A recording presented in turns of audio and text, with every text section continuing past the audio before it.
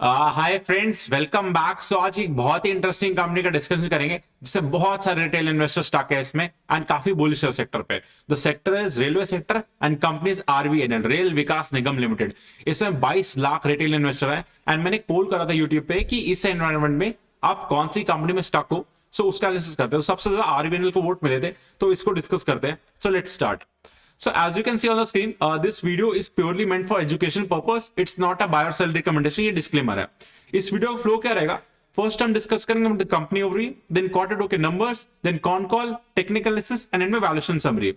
सो RBNL एक large cap company है, 1 लाख करोड़ का मार्केट कैप है एंड इसे अपने शेयर होल्डर्स को 180% तक रिटर्न दिया है लास्ट 1 ईयर में एंड कंटिन्यू से अच्छा परफॉर्म करा, तो वेल्थ तो अच्छा बनाया इसने। सो ये करते क्या है? सो ये रेलवे प्रोजेक्ट बनाते हैं, रेलवे लाइंस हो गए, रेलवे के रिलेटेड जो भी कंस्ट्रक्शन का काम होता है वो ये लोग करवाते हैं। सो अगर आप देखोगे पैन इंडिया इनका काम है, लाइक धनबाद हो गया, विजयवाड़ा हो गया, या कहीं पे भी हो, ये लोग रेलवे के सारे प्रोजेक्ट्स करते हैं। एंड दिन नॉट जस्ट इंडिया, अगर आप देखोगे मालदीव, यूएई, दुबई, इन कंट्रीज में भी ये लोग काम कर रहे हैं, एक्सपैंड कर रहे हैं। सो इंडिया प्लस इंटरनेशनल इन्होंने वर्क स्टार्ट कर दिया। सो इनका एक यूनिक बिजनेस मॉडल है। ये लोग अपना पैसा लगाते हैं तो इनको फंडिंग आईआरएफसी से मिल जाती है, जो जो रेलवे प्रोजेक्ट्स को फंड करती है। एंड ये लोग कंस्ट्रक्ट नहीं करते चीजें, ये लोग मैनेज करते हैं। सो ये लोग कॉन्ट्रैक्ट को ओन करते हैं एंड काम करवा के देते हैं। सो इसलिए इसका इनका कोई ज्यादा रिस्क नहीं होता एंड ये लोग उसके लिए मैनेजमेंट फीस या कंसल्टिंग फीस चार्ज करते हैं। अगर आप देख सकते हो डिफरेंट प्रोजेक्ट्स के लिए डिफरेंट फीस होता है। इन 9, 8.5, 10% के अप्रॉक्स जितना प्रोजेक्ट का फीस होता है उतना ये लोग चार्ज कर लेते हैं। सो ये इनका बिजनेस मॉडल है।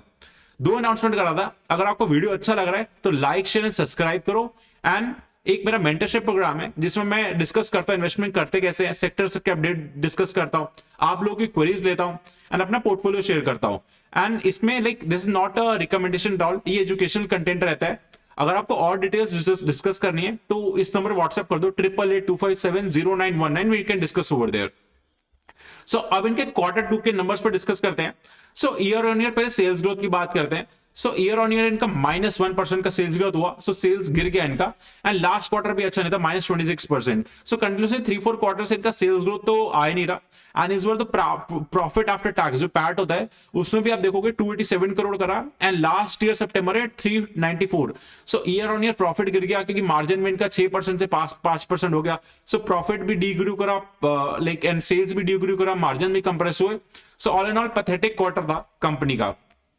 एंड अगर यही ट्रेंड देखोगे लास्ट 1 ईयर से यही फॉलो कर रही है कंपनी, लाइक -4% का ग्रोथ है लास्ट 12 मंथ्स का एंड 3 इयर्स का 12%। सो कंटिन्यूसली डाउन ट्रेंड कर रहा है। सिमिलरली प्रॉफिट भी 3 इयर्स का अगर सीएजीआर की बात करो 16% थे एंड लास्ट 12 मंथ्स में, ट्रेलिंग 12 मंथ्स जिसको बोलते हैं, -8%। सो कंटिन्यूसली स्टॉक के लाइक फंडामेंटल्स वीक होते जा रहे हैं एंड स्टॉक प्राइस ऑपोजिट चल रहा है। बिल्कुल वियर्ड थिंग है, 167% का रिटर्न है 1 ईयर में, जबकि सेल्स और प्रॉफिट ग्रोथ बिल्कुल उल्टा हो गया। सो इसका रीजन भी आप देखोगे, जो सेक्टर का ग्रोथ है, जो रेलवे के लिए बजट गवर्नमेंट एलोकेट करती है, सो कंटिन्यूसली पहले वो इंक्रीज कर रहा था। अगर आप देखोगे फाइनेंशियल ईयर 21 में 1,60,000 करोड़ का बजट था, फिर फाइनेंशियल ईयर 22 में 1.1 लाख करोड़ का हुआ, फिर फाइनेंशियल ईयर 23 में 1.4 लाख करोड़ का हुआ। तो ये पहले इंक्रीज कर रहा था, 1.1 से 1.4 करा, फिर 2.4, लाइक फाइनेंशियल ईयर 24 में 2,40,000 करोड़ का बजट था। अब फाइनेंशियल ईयर 25 जो चल रहा है उसमें 2.5 लाख करोड़ का। सो पहले रेट ऑफ चेंज ज्यादा था, अब गवर्नमेंट ने कोई इंक्रीज ही नहीं करा बजट में। तो जब गवर्नमेंट बजट में इंक्रीज करती है ना, रेलवे बजट में, तभी सबको प्रोजेक्ट ज्यादा मिलते हैं एंड ग्रोथ होता है। तो इसलिए भी स्ट्रगल कर रहे हैं लोग। एंड अब इनका लाइक फाइनेंशियल परफॉर्मेंस का डिस्कशन करते हैं, जो मैनेजमेंट ने कॉन कॉल इंटरव्यूज में डिस्कस करा। सो मैनेजमेंट ने कहा कि लाइक इस फाइनेंशियल ईयर 25 मार्च तक ये लोग 23,000 करोड़ का रेवेन्यू कर लेंगे। इन्होंने लास्ट ईयर करा था 21,800 करोड़ का। सो ईयर ऑन ईयर ग्रोथ जो टारगेट कर रही है मैनेजमेंट, करा नहीं अभी, टारगेट ही 5.5% का आता है ग्रोथ। सो बहुत ही पुअर ग्रोथ है। एंड प्रॉफिट का ग्रोथ मैनेजमेंट 17% का गाइड कर रही है ईयर ऑन ईयर। प्रॉफिट में थोड़ा ग्रोथ कह रही है, लेकिन सेल्स तो ग्रोथ है ही नहीं। एंड न्यू वेंचर्स में लोग इन्होंने वंदे भारत के कोचेस बनाना भी स्टार्ट करे, मतलब कॉन्ट्रैक्ट लिया उसका। एंड इनका प्लान है कि एक्सपैंड करे बियॉन्ड रेलवेज, तो metro projects and other projects भी काम करने का प्लान कर रहे हैं। एंड इनका ऑर्डर बुक बहुत ज्यादा है, 1 लाख करोड़ का ऑर्डर बुक है, 23,000 करोड़ की सेल्स बुक है एंड सेल्स है। एंड रफली 4 टाइम्स इनके पास ऑर्डर पड़े हैं, एग्जीक्यूट नहीं हो रहे लेकिन ऑर्डर पड़े हैं। टेक्निकल वाइज डिस्कस करते हैं। सो टेक्निकल वाइज लाइक अगर आप देखोगे इन्होंने बहुत अच्छा पैसा बनाया रिटेल इन्वेस्टर का। एंड लाइक अगर आप देखोगे तो यहाँ पे एक अच्छा सपोर्ट भी है, 415 के राउंड इसने सपोर्ट लिया, वहां पे 200 की एक्सपोनेंशियल मूविंग एवरेज भी आ रही है एंड ये काफी अच्छे से रिस्पेक्ट कर रहा है। एंड यहाँ पे एक डबल बॉटम में बन जाएगा अगर इसने 480 को क्रॉस करा। सो टेक्निकल वाइज अच्छा सेटअप है। अब इनका लाइक वैल्यूएशन डिस्कस करते हैं। सो लास्ट 5 इयर्स में इसका अगर आप पीई मूवमेंट देखोगे, ये पहले 6 के प्राइस टू अर्निंग पे चलता था। पीई क्या होता है, 1 रुपए के लिए आप कितना पैसा दे रहे हो, हम अब हर कंपनी में डिस्कस करते हैं। सो पहले 6-7 पे ट्रेड करता था काफी टाइम तक, फिर इसको रिटेल इन्वेस्टर ने काफी भगाया, तो इसका पीई पहुंच गया 80-90 के पीई पे चला गया, एंड अब करेक्ट होके 80 के पीई पे आया, 90 से 80 पे आया, एंड पहले 6 पे ट्रेड करता था। सो मैसिव इसका री रेटिंग हुआ है, मतलब कि लाइक कंपनी को जितना कमाती थी उसके लिए सेम वैल्यू के लिए 6 रुपए मिलते थे, आज 80 रुपए मिलते हैं। सो सेम अगर कमाई जाए तो लाइक परसेप्शन बहुत चेंज हो गया, तो काफी एक्सॉर्बिटेंट वैल्यूएशन है। मैं इसको समरी में डिस्कस करूंगा। एंड इसमें इन्वेस्टमेंट्स कौन कौन कर रखा है। सो अगर आप देखोगे डीआईएस ने तो कंटिन्यूसली स्टेक कम करें, डीआईएस में अब एलआईसी ही है और कोई नहीं है, 5.96% एलआईसी ओन करता है और कोई भी नहीं है। बाकी सब पब्लिक में 23 लाख रिटेल इन्वेस्टर हैं और कोई भी नहीं है। सो 23 लाख रिटेल इन्वेस्टर, एलआईसी और बाकी प्रमोटर। तो अगर एफआईज में कुछ होते हैं एफआईज, लेकिन इतने ज्यादा नाम नहीं आते उसमें। मेन तो डीआईएस का मैं देखता हूँ कि डीआईएस में कौन है। तो एक बार समराइज करते हैं। सो आरबीएनएल का लाइक जो काम क्या है, प्रोजेक्ट्स को ये लोग मैनेज करते हैं, खुद नहीं करते, पैसा भी किसी और का आता है। सो इनको खाली ओन करना है, कंसल्टिंग फीस चार्ज करते हैं। बिजनेस मॉडल अच्छा है क्योंकि कोई रिस्क नहीं आता।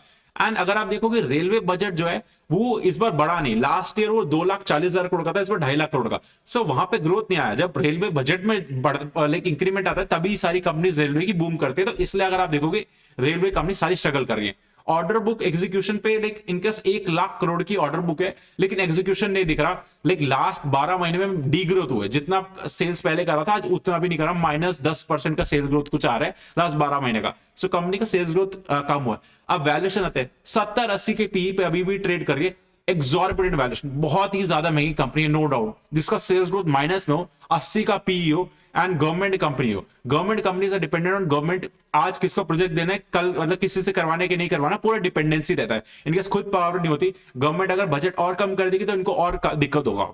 सो ये दिक्कत रहता है। उस हिसाब से वैल्यूएशन कोई सेंस नहीं है। मतलब स्टॉक प्राइस 1 साल में 160% ग्रो करा, सेल्स और प्रॉफिट ग्रोथ कम आता जा रहा है। तो मतलब बहुत ही इंटर कोरिलेशन है। रिटेल इन्वेस्टर को पसंद है, अगर आप बाय करते जाओगे कोई शेयर को तो ऊपर वैल्यूएशन महंगा होएगा ना, वो चलेगा, वो डाउट नहीं है।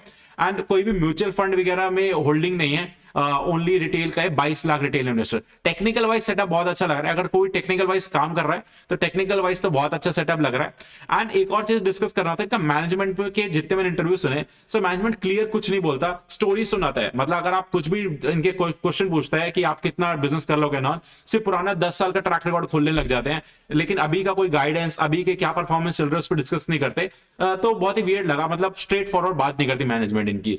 तो ये है, मतलब मेरे अकॉर्डिंग तो बहुत ज्यादा एक्सॉर्बिटेंट वैल्यूएशन है। There are other companies available जो बहुत ही अच्छे डिसेंट वैल्यूएशन पे इस मार्केट में। So I will lead off to you, जिसको समझ आता है इस वैल्यूएशन पे भी, लाइक इट्स अपना कॉल है। I am not recommending to buy or sell. And अगर आपको वीडियो समझ आया हो तो लाइक शेयर एंड सब्सक्राइब करो। एंड अगर आपके कोई भी क्वेश्चंस है तो कमेंट सेक्शन पिंग करो। Thank you.